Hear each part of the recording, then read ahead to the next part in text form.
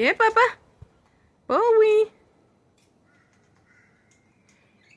Now, guys, my house is got lily pillies. I've got so many lily pillies because I had too many.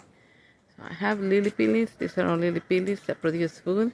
All those lily pillies have special native vines that provide Australian birds with flowers and seeds. This is why they have nothing on them, because the minute they get something on them, they eat them.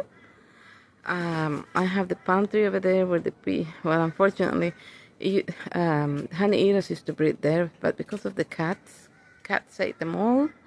Now those trees have been taken over, and there's some trees at the back have been taken over by pigeons. And we have pine trees. Everything is bush tucker here for birds, guys. Mami Corella.